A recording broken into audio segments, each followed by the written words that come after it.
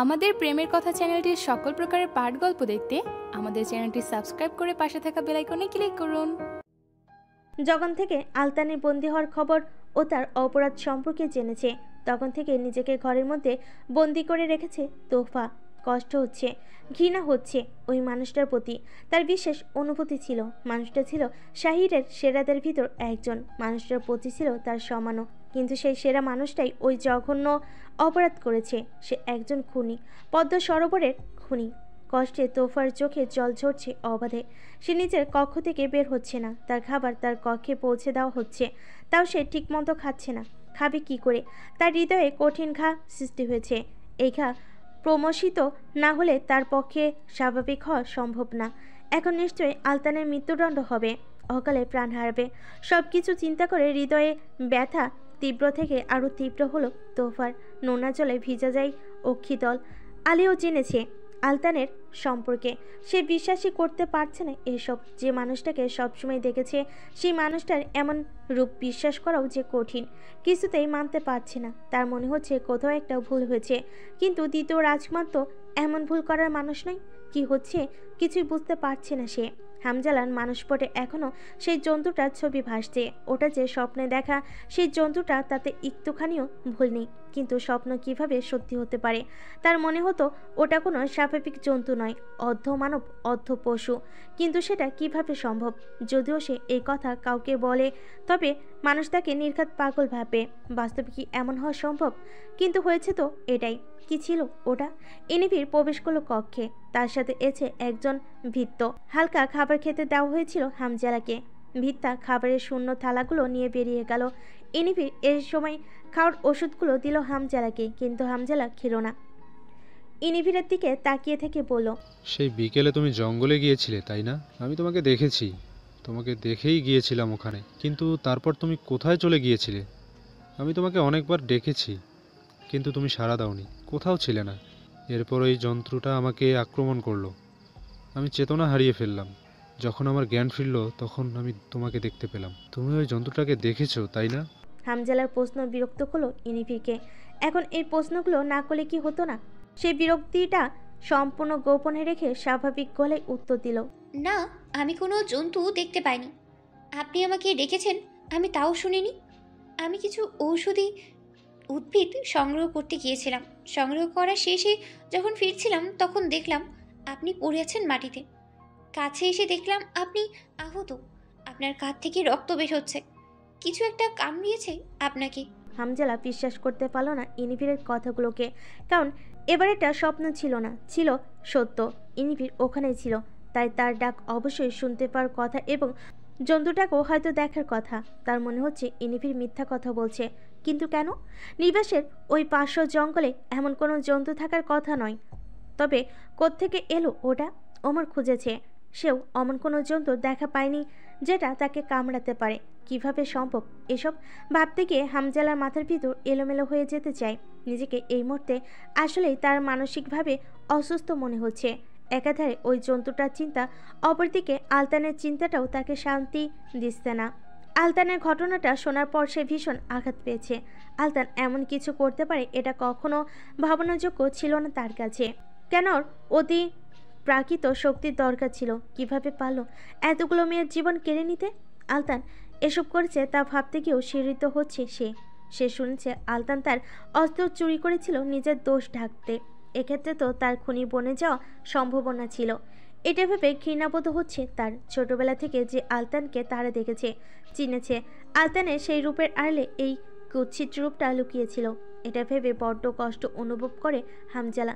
ইনিফির হামজালাকে অন্যমনস্ক লক্ষ্য করে বলল, কি ভাবছেন? কিছু ভাবছি না। তুমি আজ চিকিৎসালয়ে যাবে না? হ্যাঁ, যেতে হবে। কয়েকজন চিকিৎসক রাজধানীর বাইরে গিয়েছে, তাই চিকিৎসালয়ে চিকিৎসক কম আজ, এজন্য যেতে হবে। না হলে আপনার এমন অবস্থায় আপনার থেকে এক মুহূর্তের জন্য দূরে সরতাম না আমি। ইনিফির হামজালার কপালে চুমু খেয়ে বের হয়ে গেল। নিবাস থেকে বের হওয়ার আগে ভিত্তাদের বলল ভালো করে হামজালার খেয়াল রাখতে। মনে ভালোবাসা নাই বা থাকুক হামজালার প্রতি, কিন্তু মানুষের সম্মুখে তো সেটাই উপস্থাপন করতে হবে। ইনিফি নিবাস থেকে বের হয়ে একবার ফিরে তাকালো নিবাসের দিকে, কটাক্ষ করে বিড়বিড় করলো, ভুল মানুষকেই ভালোবাসলে হামজালা, আর ভুল মানুষকেই বিয়ে করলে? ইনিফির চিকিৎসালয়ে গেল না, সে গেল রাজপ্রাসাদে বন্দিশালায় আলতানের সাথে দেখা করতে। হয়তো এটাই আলতানের সাথে তার শেষ দেখা, কারণ খুব শীঘ্রই রাজা ইজলাল আলতানের মৃত্যুদণ্ড ঘোষণা করবেন। তাই শেষবারের মতো একবার মজা করা যাক। আলতান মাথা নত করে বসে আছে। ইনিফি তার গড়াদের সামনে এসে দাঁড়িয়েছে, সেটা সে খেয়াল করেনি। ইনিফি মিষ্টি সুরে ডাকলো, গোয়েন্দা আলতান। ডাকটাই কান সজাগ হলো আলতানের। মাথা সোজা করে তাকলো ইনিফির দিকে। সঙ্গে সঙ্গে মস্তিষ্কে জ্বালা হলো, তার রাগে বিক্ষিপ্ত হয়ে উঠল। এমনিতে সে ইনিফিরকে সহ্য করতে পারে না, আর এখন নিজের এই বন্দি দশে ইনিফিরকে দেখে রাগে বিরক্তি দিতে সারা শরীর যেন চলে যাচ্ছে। ইনিফির তাচ্ছিল্য করে বলল, ও ভুল বললাম, গোয়েন্দা আলতান নয়, খুনি আলতান। কেন এখানে এসেছেন আপনি? আপনাকে দেখতে বড্ড ইচ্ছা করছিল, খুব শীঘ্রই যে মরতে চলেছেন, আর যদি দেখা করার সুযোগ না পাই তাই এলাম। আলতানের ইচ্ছে করছে গড়াদের ভিতর থেকে হাত বাড়ি ইনিফিরের গলা চেপে ধরতে, কিন্তু নিজে সেই অদম্য ইচ্ছার বহিঃবিকাশ ঘটালো না সে। তার জীবনে দুটো নারীকে ভীষণ ঘৃণা করে সে, তাদের উপর সে তিক্ত বিরক্ত। আর সেই দুজন হলো নামিরা ও ইনিফির। সে বুঝতে পারছে নামিরা ও ইনিফির সাধারণ কেউ নয়, কারণ সেই দিন ইনিফির তাকে যেভাবে ধাক্কা মেরে ফেলে দিয়েছিল, ওটা ছিল অসম্ভব ব্যাপার। একটা মেয়ে কিছুতেই অত শক্তিবান হতে পারে না। আর সেদিন রাতে নামিরাও যা দেখালো, তার মনে হচ্ছে নামিরা ওই ইনিফি একসাথে এসেছে শাহিরে, ওরা একই দলভুক্ত। এই ভিন রাজ্য থেকে আসা মেয়েগুলো মোটেও শুভ নয়, ওদের উদ্দেশ্য হয়তো এই রাজ্যের ক্ষতি করা। এটা সে বুঝতেই পারতো না যদি না সে ওদের উপর আক্রমণ করত।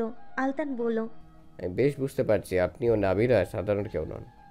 হয়তো আপনার পরিকল্পনা করে একই জায়গা থেকে এই রাজ্যে এসেছেন। এই রাজ্যের ক্ষতি করাই হয়তো আপনাদের উদ্দেশ্য। আর যদি আমি এখানে না থাকতাম, তবে আপনার ও নাবিরার আসল পরিচয় জনসম্মুখে এনে যথাযোগ্য শাস্তির ব্যবস্থা করতাম। আপনারা দুজন এই রাজ্যের জন্য অভিশাপ। যেখানে আপনার মতো একজন অভিশাপ আছে, সেখানে অন্য কোনো অভিশাপ অতটা ভয়ঙ্কর নয়।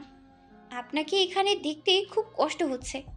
আপনার মাংসের স্বাদ গ্রহণের আক্ষেপ আমার সারা জীবন থেকে যাবে। ইনিফিরের মুখ থেকে অমন কথা শুনে চোখ বড় হয়ে গেল আলতানের। এমন আজব কথা কোনো মানুষ বলতে পারে, এটা ভাবতে পারছে না। ইনিফিরের প্রতি তার সন্দেহ আরও বাড়ল। গভীর বিস্ময়ে জানতে চাইল। কে আপনি? ইনিফির প্রতি উত্তর দিল না, কেবল হেসে চলে গেল। রাত হয়েছে। কাজেমা বসে আছে ঘরের অভ্যন্তরে। সন্ধ্যা হতে সে ঘরের সব দরজা জানালা বন্ধ করে দিয়েছে। ভয়ে কামছে সে, কারণ সে জানে বাইরে এখন ঘুরে বেড়াচ্ছে অভিশপ্ত সেই জন্তুর দল। সে শুনতে পাচ্ছে ওদের চাপা গর্জন, পদধ্বনি। মনে হচ্ছে ওগুলো তার ঘরের আশেপাশে ঘুরছে। ঘরে সে একা, অথচ কিছুদিন পূর্ব সে এখানে একা থাকতো না। মা ছিল, বাবা ছিল, বোন ছিল, একে একে তাদের হারিয়ে ফেলেছে। হঠাৎই যেন উধাও হয়ে গেল তিনটা মানুষ। তার কোথায় জানে না সে। তারা বেঁচে আছে এমন আশা করাও ছেড়ে দিয়েছে। হয়তো ওই অভিশপ্ত জন্তুর আহার হয়েছে একে একে। হয়তো একদিন সে নিজেও হবে তাই। ঘরের আলো নিভিয়ে দিল কাজেমা। রাত হলেই এই উত্তর অঞ্চলে নেমে আসে আতঙ্ক।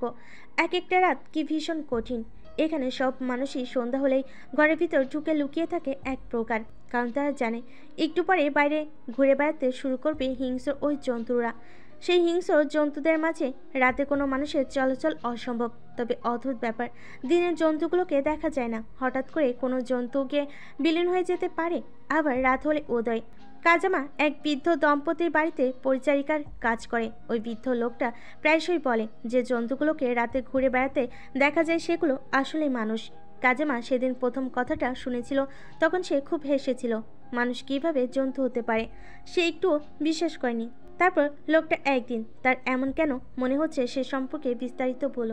সে আগে অনেক দিন ধরে ইনাল রাজ্যে ছিল, সেখানে সে লোকমুখে এমন কথা শুনেছে মানুষ নাকি সাধনা করে নেকড়ের রূপ পেতে পারে।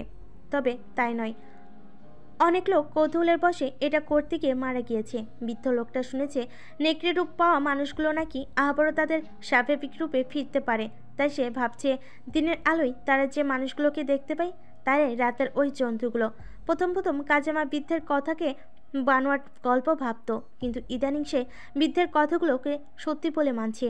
জানে না কেন তার অদ্ভুত একটা বিশ্বাস জন্মে গেছে ওই কথাগুলোর উপর।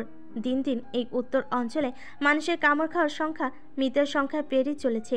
বৃদ্ধ লোক এও বলেছিল নেকড়ে রূপী ওই মানুষগুলোর কামড় খেলে সাধারণ মানুষও নাকি ওই অভিশপ্ত নেকড়েতে পরিণত হবে। তাই কাজেমার মনে হচ্ছে শীঘ্রই এই উত্তর অঞ্চলটা স্বাভাবিক মানুষের বিচরণ হারাবে। এখানে বিচরণ করবে ওই হিংস্র জন্তুগুলো। আর শুধু উত্তর অঞ্চল নয়, হয়তো সারা শাহিদ জুড়েই বিচরণ করবে ওগুলো। আশঙ্কিক এক বিকট গর্জনে কেঁপে উঠল কাজেমার সর্বাঙ্গ। সে প্রহর গুনতে থাকে ভোরের আলোর। যতক্ষণে ভোরের আলো না ফুটছে ততক্ষণে সে স্বস্তিতে নিঃশ্বাস নিতে পারবে না। নামিরার আজ মন ভালো, কারণ এখন থেকে শাহিরের আর কোনো মেয়েকে দুশ্চিন্তায় থাকতে হবে না। পদ্ম সরোবরও বেশি উঠবে না কোনো হৃৎপিণ্ডহীন লাশ। পদ্ম সরোবরের খুনি ধরা পড়েছে। যদিও সে শাহিরের সেরা গোয়েন্দা ছিল, এই ব্যাপারটা ভেবে মন কালো হয়। কিন্তু একজন খুনির নিষ্কৃতি, এটা নিঃসন্দেহে এখন শাহিরের আনন্দের সময়। হামলার সেই রাতের পর সে অথবা মারোয়া কেউই বাইরে বের হয়নি। আজ তারা বের হয়েছে। বাজার ঘুরে ঘুরে অনেক দোকানে গিয়ে অনেক কিছু খেলো তারা। দুজনে দুটো ফুলের বন্ধনীও কিনেছে, যে দুটো তাদের এখন মাথার উপরে আছে। সর্বশেষ খাওয়ার পর পার্ক চুকাতে তারা সামিউনে ঢুকলো। এই সময় সব টেবিলগুলোই খদ্দেরে পূর্ণ। নামিরা ও মারোয়া ঢুকতে একজন কর্মচারী ওদের অভিবাদন জানালো। নামিয়া ও মারোয়াকে দেখে খুশি হয়েছে সে। নামিরা হলরুমের উপর চোখ বুলাতে বুলাতে অন্দরের দিকে যাচ্ছিল। হঠাৎ থেমে গেল। দেখতে পেল দূরের একটা টেবিলে রাজকুমার বসে আছে। বুঝতে সমস্যা হলো না ওটা দ্বিতীয় রাজকুমার। সে এখন চোখের রং না দেখেও দুই রাজকুমারকে আলাদাভাবে চিহ্নিত করতে পারে। অন্য যে ব্যাপারগুলো রয়েছে দুই রাজকুমারকে আলাদা করার জন্য, সেগুলো আর প্রয়োজন হলো না। দেখা মাত্রই চিনতে পারে কে কোন রাজকুমার। এছাড়া প্রথম রাজকুমার আহত, সে নিশ্চয়ই আহত অবস্থায় সামিউনে খেতে আসবে না। রাজকুমার একাই বসে আছে, তার সাথে আর কেউ নেই। মনমরা লাগছে তাকে দেখতে। মনে হচ্ছে একটু ভালো নেই সে, তার হয়তো ভালো থাকার কথাও নয়। কয়েকজন খদ্দেরের কথা কানে এলো নামিরার। তারা রাজকুমারকে নিয়ে প্রশংসামূলক কথা বলছে, কারণ রাজকুমারের জন্যই পদ্ম সরোবরের খুনি ধরা পড়েছে। আলতান তার ভাই বলেও সেই বিন্দুমাত্র দয়া দেখায়নি, বরং তাকে সাথে সাথে বন্দি করেছে। ওমরের এমন কৃতিত্বে তারা সবই মুগ্ধ। নামিরার ভালো লাগছিল ওমরের সম্বন্ধে এমন প্রশংসা শুনতে। ওমরের কাছে যাবে কিনা ভাবল সে, কারণ মন খারাপের মুহূর্তে তার কাছে না যাওয়াই ভালো। নামিরা যাবে না ভাবল, কিন্তু একটুক্ষণ পরই কি মনে হতে সে এগিয়ে গেল ওমরের টেবিলের দিকে। মারোয়া নামিরাকে টেবিলের দিকে এগোতে দেখে সে আর সাথে গেল না। মনে হলো যাওয়া ঠিক হবে না, তাই সে রেস্তোরাঁর অন্দরে চলে গেল। ওমর ভাবনা আচ্ছন্ন, তাই সে টের পায়নি নামিরার উপস্থিতি। নামিরা তাকে কুর্নিশ করলো। এবার নামিরার উপর চোখ পড়ল ওমরের। নামিরা বলল, একজন খুনির জন্য রাজকুমারের এমন কষ্ট পাওয়া হয়তো ঠিক হচ্ছে না। ওর খুনি পরিচয়টা মাত্র কয়েকদিনের আমার কাছে, আর ও আমার ভাই বন্ধু, এই পরিচয় বহু বছরের। ওমরের কথা শুনে নামিরারও মন ভার হলো। অনুমতি না নিয়ে রাজকুমারের সামনে এভাবে বসে পড়া অন্যায়। অনুমতি প্রার্থনা করে বলল, বসতে পারি মাননীয় রাজকুমার? বসো। ধন্যবাদ। ওমর কিছু বলল না, জানালা দিয়ে বাইরে তাকালো। কয়েক সেকেন্ড পর নামিরা বলল, সবাই আপনার প্রশংসা করছে, আমি মুখে সেরকম প্রশংসা করতে চাইছি না। নামিরার কথা শুনে ওর দিকে তাকালো ওমর। নামিরা মাথা থেকে ফুলের বন্ধনীটা খুলে টেবিলে রেখে বলল, মুখে প্রশংসা করার বদলে ফুলের বন্ধনী দিলাম আপনাকে। সাহাইরের একজন সাধারণ প্রজা কিংবা গরিব রাজ্যের রাজকন্যা ভেবে আবার আমার দেয়া ফুলকে অবহেলা করবেন না। গরিব রাজ্যের রাজকন্যা কথাটা ফিসফিসে উচ্চারণ করলো নামিরা। ওমর কয়েক পলক বন্ধনীটার দিকে তাকিয়ে রইল, এরপর একসময় বলল, নেব না। কেন? ওমর সরাসরি ভাবে না বলেই খারাপ লাগছে নামিরার। ওমর চেয়ে থেকে উঠে দাঁড়ালো, হয়তো সে চলে যাবে। নামিরা ভেবেছিল কোনো প্রতি উত্তর না দিয়ে চলে যাবে ওমর, কিন্তু ওমর তা করলো না। সে ফুলের বন্ধনীটা হাতে তুলে নামিরার মাথায় পরিয়ে দিয়ে বলল, রেখে দাও আপাতত, সময় হলে নিয়ে নেব। যদি না নেন? যখন আমি বলেছি নেব, নিশ্চিতই তা নেব এক সময়। বলে সে চলে যেতে নিয়েও থামলো। হঠাৎ মনে হয়েছে এমনভাবে জিজ্ঞেস করলো, তোমার আর আলীর বিয়ে ভাঙলো? ভাঙলো। না ভাঙলেও হয়তো ভাঙতো, কারণ কেউ একজন ভেঙে দিত। কে ভাঙতো? নামিরা অন্যদিকে মুখ ঘুরিয়ে নিল, বলল, জানি না। ওমরের এবার কিছুটা হাসি পেল, কিন্তু হাসলো না। বলল, বিয়ে ভাঙার জন্য অভিনন্দন নামিরা ওয়াসনেয়াত। বলে সে হাঁটতে আরম্ভ করলো। নামিরা ফিরে তাকালো ওমরের দিকে। ওমর চলে যাচ্ছে। নামিরা ওমরের যাওয়ার পথে তাকিয়ে থেকে ভাবলো, বিয়ে ভাঙার অভিনন্দনও এত সুন্দর হয়। আলতানের মৃত্যুদণ্ড ঘোষিত হবে আজ। সম্ভবত ফাঁসির রায় দেবেন রাজা ইজলাল। আলতানের মনে মৃত্যু ভয়, ক্রমেই নিঃশ্বাস বন্ধ হয়ে আসছে তার। এভাবে মৃত্যু ঘটবে তা যে সে কখনো মানতে পারবে না। এছাড়া এখন সে জানে ইনিভির ও নামিরা সাধারণ কেউ নয়। ওদের দুজনের মাঝে কোনো ঘাপলা আছে তা নিশ্চিত। ওরা কারা, কি ওদের উদ্দেশ্য, এসব না জেনে মৃত্যুবরণ করতে ইচ্ছে করছে না। ওই দুই মেয়ে তার জীবনের কাল। আজ আলতানের পুরো পরিবার তার সাথে দেখা করতে এসেছিল বন্দিশালায়। সবাই অনেক কানাকাটি করলো, বিশেষ করে তার মা। আলতানের মনে হচ্ছিল যদি কোনো জাদু হয়ে যেত আচমকা, যদি বেঁচে যাওয়া যেত, কিন্তু সে ভাবনা পর্যন্তই সীমাবদ্ধ। অমন দুষ্কর কিছু কখনো সম্ভব নয়। সেনাপতি ওসামা তার পরিবার নিয়ে বের হয়ে যাওয়ার পর ওমর এলো। ওমরকে এমন সময় দেখে খুশি হলো আলতান, কারণ তার মনে যে কথাগুলো ঘুরছে তা প্রকাশ করার জন্য ওমরের মতো উপযুক্ত পাত্র আর নেই। ওমরের দৃষ্টিতে ব্যথা। আলতানকে আপদমস্তক একবার দেখে নিয়ে বলল, সুন্দর একটা জীবন পড়েছিল তোমার, কিন্তু অতিরিক্ত চাওয়া সব ধ্বংস করে দিল। তোমার আফসোস হচ্ছে না? আলতান ওমরের কথা কানে তুলল না, কারণ সে নিজে যেটা বলবে সেটাই সবচেয়ে গুরুত্বপূর্ণ। সে অকারণে সময় নষ্ট না করে বলল, ইনিফিরও নামিরা সাধারণ কেউ নয়, আমি নিশ্চিত। ওরা একসঙ্গে পরিকল্পনা করে এই রাজ্যে এসেছে।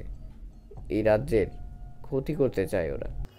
এগুলো কি বলছো আলতান? ভুল হচ্ছে তোমার।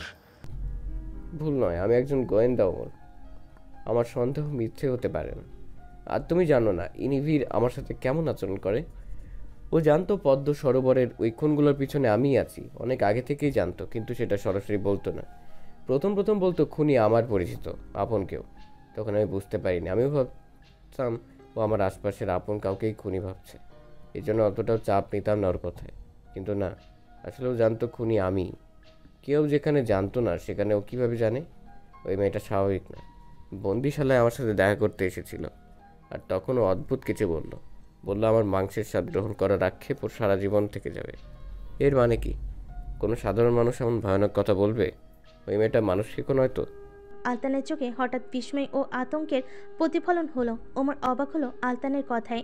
আলতানের কথাগুলো সে মনোযোগ সহকারে শুনছিল এবং মানছিল, কিন্তু সবশেষে আলতান যা বলল তা অসম্ভব ব্যাপার। আলতান কি আসন্ন মৃত্যুর ভয় পাগল হয়ে গেছে? ওমর বলল, তোমার কি মাথা খারাপ হয়ে গেছে? মানুষ খেকো চিকিৎসক ইনিভির? কেন হতে পারে না? তুমি কি লোক কাহিনী শোনোনি? অনেক বছর আগে এমন এক মানুষের অস্তিত্ব ছিল যে কিনা মানুষের মাংস ভক্ষণ করত। ইনিভিরও তাই। আর শুধু তো এটা না, যেদিন আমি বন্দী হলাম সেদিন আমি ওর উপর আক্রমণ করেছিলাম। ও সেদিন আমায় ধাক্কা মেরেছিল। অনেক শক্তিশালী মনে হয়েছিল ওকে। আমার মনে হয় নামিরাও জড়িত ওর সাথে। দুজন মিলেই রাজ্যের এমন ক্ষতি করবে, তার জন্য হয়তো প্রস্তুত থাকবে না তোমরা। আলতানের কথা ভাবাচ্ছে ওমরকে। আলতান অযথাই কোনো কথা বলার মানুষ নয়। তবে ও যে ইনিভিকে মানুষ খেকো বলেছে ওটা কিছুতেই বিশ্বাসযোগ্য নয়। আর নামিরা ও ইনিভি দুজন মিলে এই রাজ্যের ক্ষতি করবে এটাও মানে না, কারণ সে জানে নামিরার পরিচয়। আর এতদিন ধরে সে নামিরাকে যতটুকু চিনেছে তাতে নামিরার সম্পর্কে ওই রকম চিন্তা সে একদমই করতে পারবে না। তবে ইনিভিকে তার নিজেরও কেমন যেন সন্দেহ হয়। সেদিন মেয়েটা যেভাবে কথা বলছিল তাতে সে খুব অবাক হয়েছে। কৌতূহল দেখাতে নিষেধ করেছিল, প্রিয় কিছু ছিনিয়ে নেবে এমন হুমকিও দিয়েছিল, যদিও তখন সবটা হেসে উড়িয়ে দেওয়ার চেষ্টা করেছিল, কিন্তু ওগুলো মজা বলে কথা ছিল না। কখনো কখনো তার এমন মনে হচ্ছে হামজালা ওই মেয়েকে বিয়ে করে ভুল করেছে। ওই মেয়ে ওর জন্য ঠিক ছিল না। ওদের উপর নজর রাখো, ওরা এই রাজ্যের জন্য অভিশাপ। ওমর বুঝতে পারছে না কি করবে। ইনিফির এখন আর কেবল একজন রাজ্য চিকিৎসক নয়, এখন একজন রাজবধূ। যদি ইনিফিরের এমন কোনো পরিচয় বের হয় যা কিনা অস্বাভাবিক ওর রাজ্যের জন্য ক্ষতিকর, তবে হামজালা ভীষণ কষ্ট পাবে, কারণ হামজালার চোখে ইনিফিরের জন্য প্রকৃত ভালোবাসা প্রত্যক্ষ করেছে সে। প্রথম স্ত্রীর জন্য হামজালার হৃদয়ে ভালোবাসা ছিল না, তাই তার সত্য প্রকাশ ও মৃত্যু দুয়ের কিছুই হামজালাকে স্পর্শ করতে পারেনি। কিন্তু এবার ওমর দীর্ঘশ্বাস ফেলে চলে গেল বন্দিশালা থেকে। প্রাসাদ থেকে বের হতে চলেছিল, দেখতে পেল হামজালা এসেছে। আলতানের সাথে দেখা করতে এসেছে সে। আলতান বন্দি হওয়ার পর এই প্রথম সে এলো। নিজেই অসুস্থ ছিল, মানসিক চাপে ছিল, সময় করে উঠতে পারছিল না। অবশেষে এলো। আজই নাকি আলতানের মৃত্যুদণ্ড কার্যকর হবে, এটা ভাবতেই বুকের ভিতর যন্ত্রণা হয় তার। একসাথে থাকা, এরপর হঠাৎ কারোর হারিয়ে যাওয়া মর্মান্তিক ঘটনা। ওমর হামজালাকে দেখে এগিয়ে এসে পড়ল, হাতের কি অবস্থা তোমার? ভালো নয়, মাঝে মাঝেই ভীষণ যন্ত্রণা অনুভব হয়, তবে চিকিৎসকরা বলেছে ঠিক হয়ে যাবে। তুমি কোথাও যাচ্ছ? হ্যাঁ, কাজ আছে একটা। বেশ, কাজ শেষ করে প্রাসাদে ফিরো, তোমার জন্য অপেক্ষা করব। ওমর মাথা তুলে যাওয়া দিলে হামজালা পিছনে ডাকলো। শোনো, দাঁড়িয়ে গেল ওমর। পিছন ফিরে তাকাতেই হামজালা বলল, যে কথাটা কাউকে বলিনি সে কথাটা তোমাকে বলতে চাই। মনে আছে তোমাকে আমার একটা স্বপ্নের ব্যাপারে বলেছিলাম, একটা অদ্ভুত জন্তু? হ্যাঁ, মনে আছে। আমাকে স্বপ্নের ওই জন্তুটাই কামড়িয়েছে। কি? জানি তুমি আমাকে পাগল ভাববে না, ওই জন্তুটাই কামড়িয়েছে। বলে হামজালা প্রাসাদের অন্দরে চলে গেল। ওমরের মস্তিষ্কে সবটা এলোমেলো হয়ে জট পাকাচ্ছে। স্বপ্নে দেখা জন্তু কিভাবে কামড়াতে পারে? বাস্তবে অমন কিছুর অস্তিত্ব অসম্ভব। তাহলে কি বলল হামজালা? আলতানের ফাঁসি কার্যকর হলো রাতে। গোটা রাজ্যবাসী নিঃশ্বাস বন্ধ করে অপেক্ষা করছিল এই সংবাদে। সবাই আলতানের পরিচয় জানার পরও আলতানের মৃত্যু তাদের চোখ থেকে অশ্রু ঝরালো। কারণ আলতান বহু সুন্দর নিদর্শন রেখে গেছে শাহিরে। সকলের সাথে তার আচরণও ছিল অমায়িক। অমন এক মানুষের মাঝে এত বড় এক কুৎসিত রূপ লুকিয়েছিল, তা যেন মানার মতো নয়। সেনাপতি উসামা ছেলের প্রথম মৃত্যু সংবাদে এত জোরে এক যন্ত্রণায় বিকট চিৎকার করলেন যে যারা সেই চিৎকার শুনেছে তাদের আত্মা কেঁপে উঠতে বাধ্য। উসামা কষ্টে নিজের চৈতন্যই হারিয়ে ফেলেন। আলতানের মৃত্যুর সংবাদ দূরত্ব থেকে দূরদর ছড়িয়ে পড়ল সবখানে। শাহিরে প্রথম এমন হলো। এর আগে কখনো রাজ্যের কোনো গুরুত্বপূর্ণ ব্যক্তিকে এভাবে ফাঁসি দেওয়া হয়নি। এই প্রথম এমন লজ্জাজনক ঘটনা ঘটল। তবে আজ থেকে শাহির সুরক্ষিত। দুটো দিন শাহিরা কেমন বিবর্ণ হয়ে গেল, যেন কোনো আনন্দ নেই। অথচ পদ্ম সরোবরের মৃত্যু হতো শাহিরের জন্য আনন্দের। কিন্তু পদ্ম সরোবরের খুনির এমন একজন ব্যক্তি যার চলে যাওয়া কারোর মনে আনন্দ আনতে পারল না। দুটো দিন ওমর কোথাও যায়নি তেমন, প্রাসাদে থেকেছে বেশিরভাগ সময়। কখনো বা হামজালাকে দেখতে হামজালা নিবাসে এসেছে। হামজালা এখন নিবাসেই থাকে বেশিরভাগ সময়। হয়তো সুস্থ হয়ে গেলে আবারও আগের মতো ঘুরে বেড়াবে, প্রাসাদে গিয়েও থাকবে। ইদানিং ইনিফিকে নিয়ে ভাবছে ওমর। মেয়েটাকে এখন একদমই স্বাভাবিকভাবে নিতে পারছে না সে। বোঝার চেষ্টা করছে ইনিফিকে, কিন্তু বুঝে উঠতে পারছে না কেন আলতানকে ওই রকম কথা বলেছিল। খোঁজ নিতে হবে ইউনামে, দেখতে হবে মেয়েটার সম্পর্কে অস্বাভাবিক কোনো তথ্য পাওয়া যায় কিনা। তার মনে হচ্ছে হামজালা কষ্ট পেতে চলেছে। এই মেয়ে স্বাভাবিক নয়। আলতান খুনগুলো করেছে যেন কাউকে কিছু জানেনি মেয়েটা। নিঃসন্দেহে এর রাজ্যের ভালো কামনাকারী নয় সে। ইনিভিরও বুঝতে পারে ওমরের সন্ধিহান দৃষ্টি। হঠাৎ কেন এমন সন্দেহ করছে ওমর? আলতান কি ওমরকে কিছু বলেছে তার সম্বন্ধে? মরে গিয়েও তার পিছনে চালা লাগিয়ে গেল। রাগ হলো ইনিভিরের। একদম ভালো লাগছে না এসব। ওমরের সন্দেহের ব্যাপারটা সে একদম নিতে পারছে না। এই সন্দেহের মাসুল ঠিক সে ওমরের থেকে আদায় করে ছাড়বে। ইনিভিরকে সন্দেহ করার সাহস কি করে হয় ওই চনপুটির রাজকুমারের? ইনিভির আর বসে থাকতে পারছে না ওমরের সামনে। রাগ হচ্ছে ভীষণ। রাগ অনিয়ন্ত্রিত হয়ে পড়লে সমস্যায় পড়ে যাবে। সে আর বসে না থেকে চলে গেল কক্ষ থেকে। ইনিভি চলে যাওয়ার পর ওমর বলল, সেদিন যে বললে স্বপ্নে দেখা জন্তুটা তোমাকে কামড়িয়েছে, এটা কি তুমি নিশ্চিত? সেই ভয়ানক জন্তুর কথা আমি অনিশ্চিত হয়ে বলবো, এটা কি তোমার মনে হয়? কিন্তু ওটা ঠিক কী জন্তু হতে পারে? তুমি বলেছিলে ওটাকে দেখে তোমার অর্ধ মানব ও অর্ধ নেকড়ে মনে হয়। এটার মানে তো দাঁড়ায় যে নেকড়ে রূপী মানুষ পৃথিবীতে এমন কিছুর অস্তিত্ব থাকা অসম্ভব। জানি আমার কথা বিশ্বাসযোগ্য নয়, কিন্তু তোমার কি মনে হয় আমি অযথাই মিথ্যা বলি আওড়াবো? আমি ওটাকে দেখেছি, ওটা স্বপ্নের সেই প্রাণীটাই ছিল। ওমর মন্তব্য করার কিছুই খুঁজে পাচ্ছে না। হামজালার কথা একদমই মিথ্যা মনে হচ্ছে না, কিন্তু অমন কোনো প্রাণী আছে এই কথাও তো বিশ্বাস করার নয়।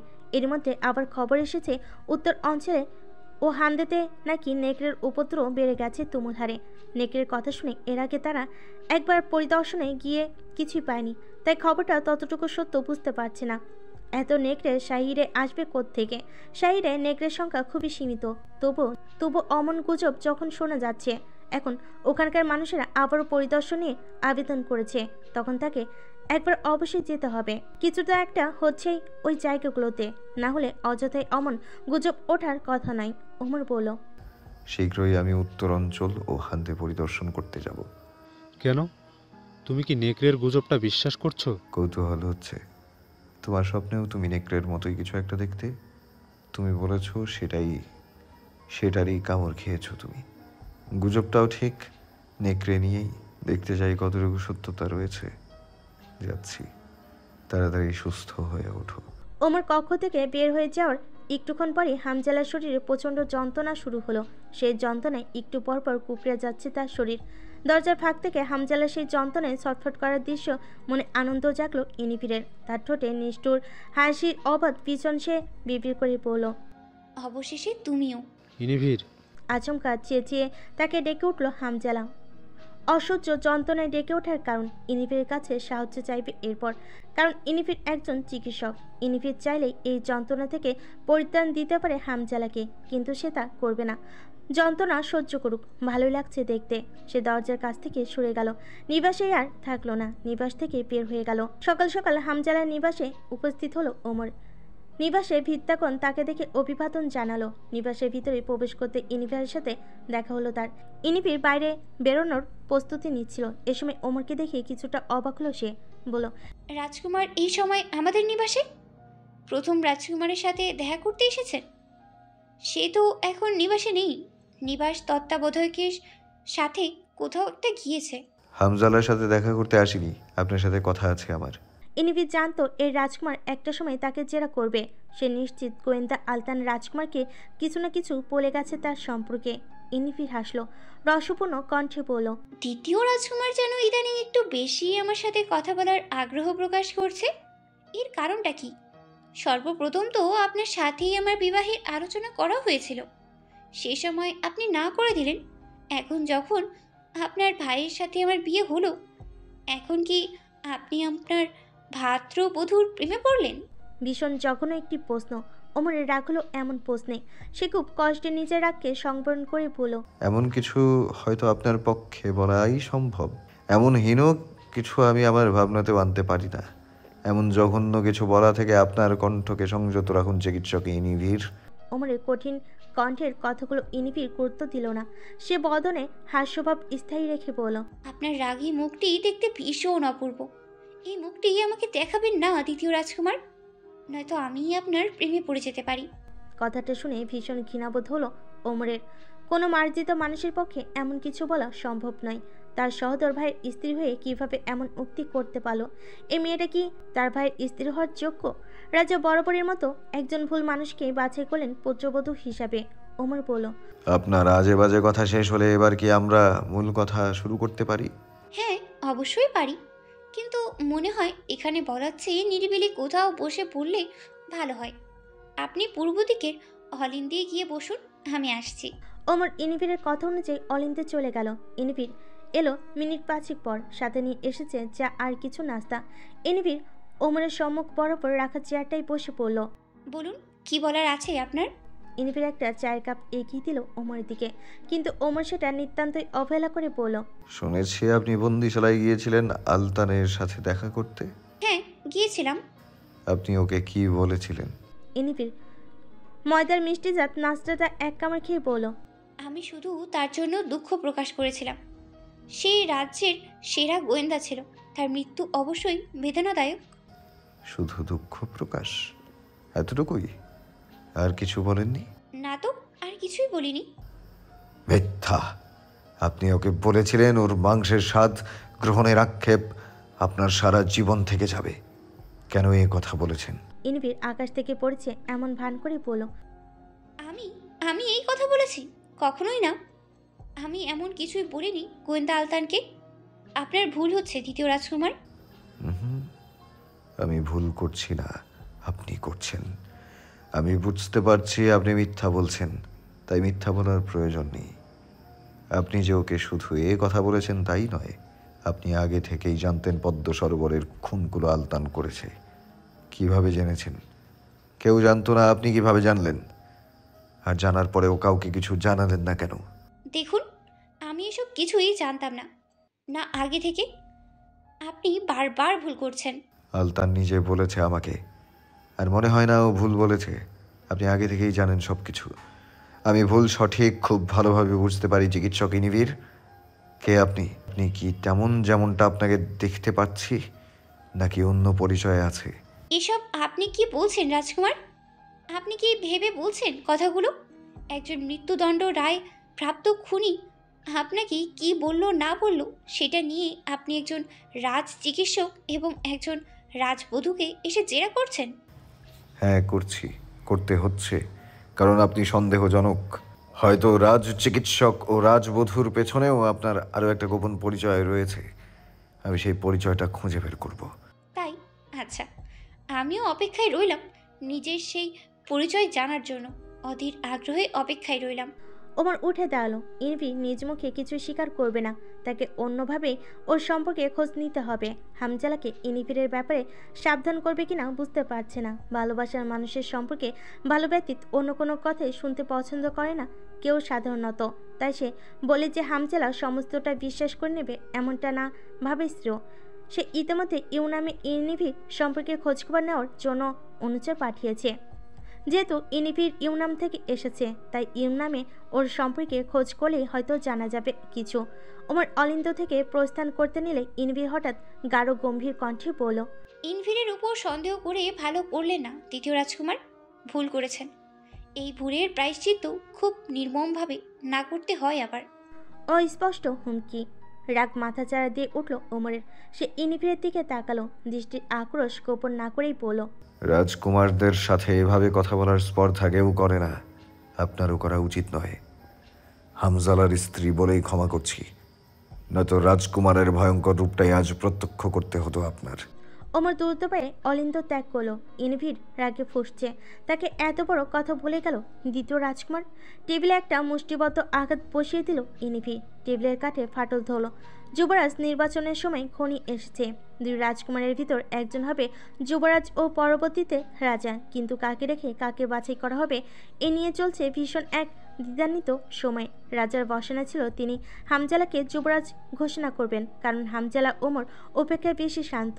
তার কাজকর্মে খুব একটা নাক গলায় না হামজালা, কিন্তু ওমর তার প্রতিটা অর্থনৈতিক কাজে এসে বাগড়া দিয়েছে।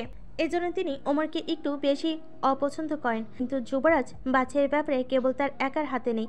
সকল মন্ত্রী, রাজকর্মচারী ও রাজ্যের সকল বাসিন্দাদেরও এক্ষেত্রে গুরুত্বপূর্ণ অংশ রয়েছে। কারণ যেহেতু যুবরাজই পরবর্তীতে রাজা হবে, তাই সংখ্যাগরিষ্ঠ লোক যাকে যুবরাজ হিসাবে চাইবে তাকেই ঘোষণা করতে হবে যুবরাজ হিসাবে।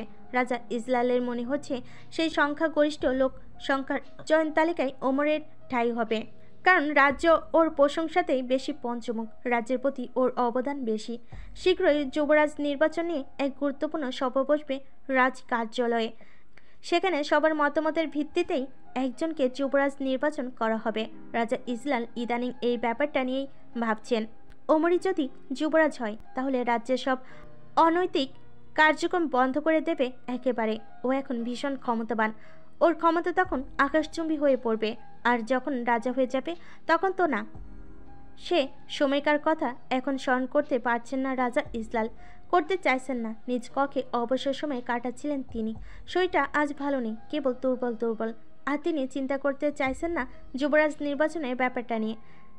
যেই হোক না কেন যুবরাজ দুজনেই তো তার সন্তান। তবে হ্যাঁ, একটা সময় তিনি বড্ড অতিষ্ঠ হয়ে পড়েছিলেন ওমরের প্রতি, কারণ ওমর তার অনেক কার্যক্রমে বাধা প্রদান করেছে। বিশেষ করে কৃতদাস দাসী পাচারের ব্যাপারটা সবচেয়ে বেশি ক্ষতিগ্রস্ত হয়েছে। তিনি তখন এই বিরক্ত হয়ে পড়েছিলেন, ওই ওমরের উপর আক্রমণও করিয়েছিলেন, কিন্তু পরে নিজেকে সামলেও নিয়েছেন সেসব থেকে। শত হলেও তারই সন্তান। ওই দুই সন্তানের বিনিময়ে তিনি আজ পেয়েছেন রাজার আসন। নয়তো তার পিতা মুবতাসিম তাকে বলে দিয়েছিলেন, পুত্র সন্তানের জনক না হতে পারলে তিনি রাজার আসন দেবেন না তাকে। ভাগ্য করে তিনি দুটি সন্তান পেয়েছেন, আর পেয়েছেন রাজত্ব। দরজার বাইরে দাঁড়ানো এক দরজা প্রহরিনীর কণ্ঠ শোনা গেল সহসা। দ্বিতীয় রাজকুমার এসেছেন। রাজা ইসলাল নিজেই ওমরকে তলব করেছেন। দরজাটা খুলে গেল। ওমর ভিতরে প্রবেশ করতে দরজাটা বন্ধ হয়ে গেল আবার। ওমর রাজা ইসলালকে কুনিশ করল। রাজা ইসলাল বললেন, যখন ভদ্র থাকো বেশ সুন্দরী তো দেখতে লাগে তোমায়। মাঝে মাঝে কেন তবে বেয়াদবের মতো আচরণ করো? আপনার কর্মকাণ্ডই বেয়াদব করে দেয় হয়তো।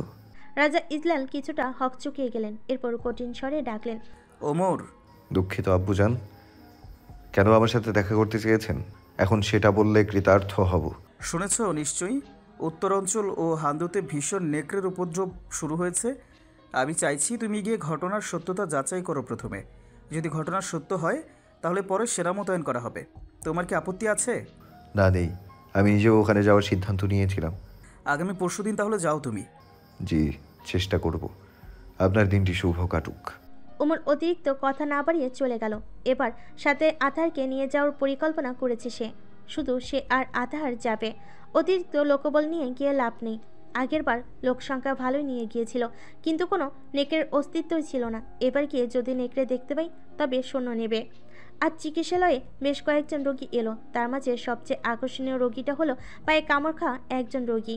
কিসের কামড় খেয়েছে জিজ্ঞেস করলে রোগী তা বলতে পারল না। গত রাতে বাড়ির পথ ধরে এগোনোর সময় অন্ধকার থেকে এক বিশালদেহী প্রাণী এসে তাকে কামড়িয়েছে বলো। অন্ধকারে দেখতে পায়নি সে।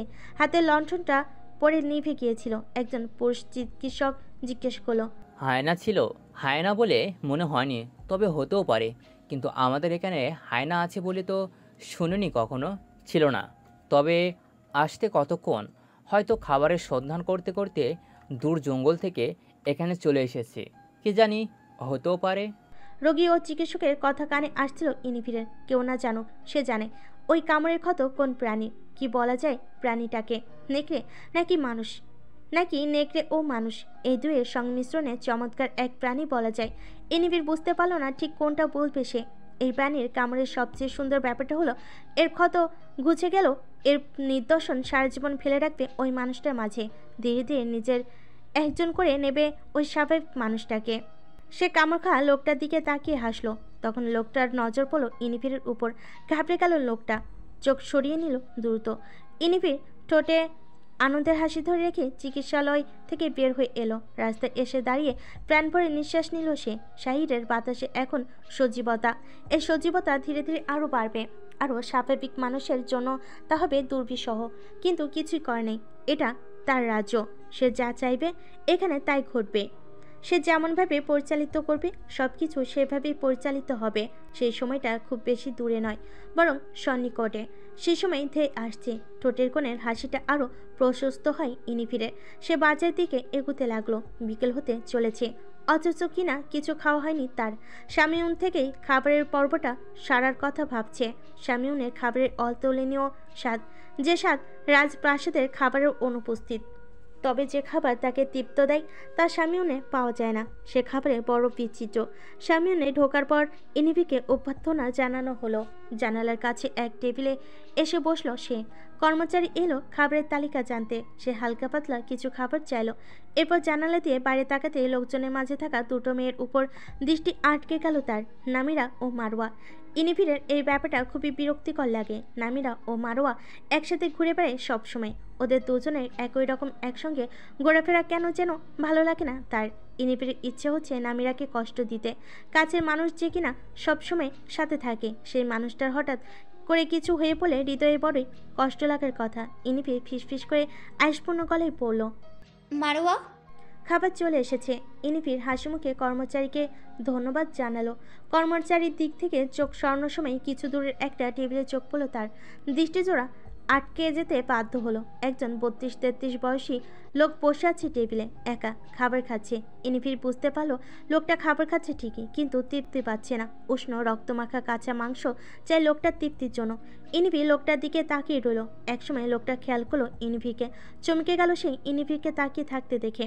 লোকটাও কিছুক্ষণ তাকিয়ে রইল, এরপর দৃষ্টি সরিয়ে নিল সহসা। মনে পড়ল মেয়েটা কি তাকে চেনে? চেনার কথা নয়, সে এখানকার মানুষ নয়, দূর থেকে এসেছে। তবে কেন মেয়েটা এমনভাবে দেখছে তাকে?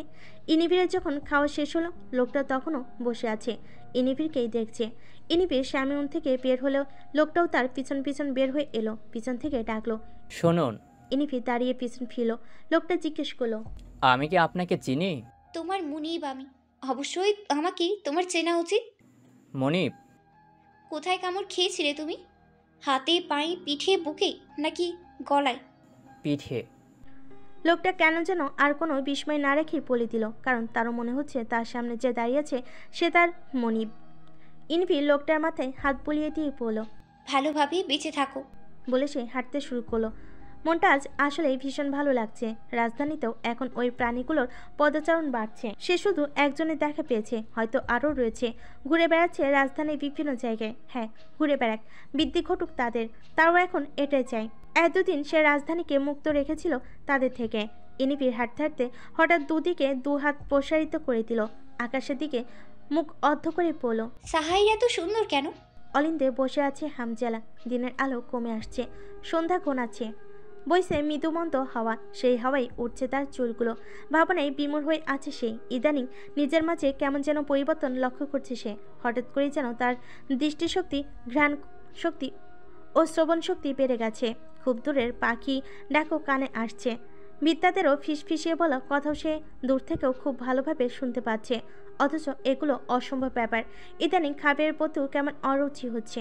নিবাসে প্রাসাদে শ্যামিউনে যে খাবারগুলো তাকে দেওয়া হচ্ছে সে খাচ্ছে, খিদেও মিটছে, কিন্তু এটা অতৃপ্তি থেকে যাচ্ছে। অন্য কিছু খেতে ইচ্ছে করে তার, কিন্তু কে খেতে ইচ্ছে করে জানে না। হঠাৎ কেন এমন হচ্ছে তাও বুঝতে পারছে না। তবে মাঝে মধ্যে তার মনে হয় স্বপ্নে দেখা ওই অদ্ভুত হিংস্র প্রাণীটার কামড়ের জন্যই দায়ী। কেন তার সাথে এরকম হচ্ছে? কী পাপ করেছে সে? কাকে বলবে এই সমস্যাগুলো? কি করবে সে? হঠাৎ দূরে গাছপালার ভিতর একটা হরিণ চোখে পড়ল হামজালার। আশঙ্কিক তার মনে হলো যদি সে ওই হরিণের মাংস খেতে পারত। রান্না করা মাংস নয়, কাঁচা রক্তমাখা মাংস। সে হরিণটার দিকে লোভাতুর চোখে তাকিয়ে রইল। হঠাৎ যখন তার ধ্যান ভাঙল সে শিউরে উঠল। এ কেমন আজব চিন্তা করছে সে? কেন করছে? তার দু চোখে ভয় ছেয়ে গেল।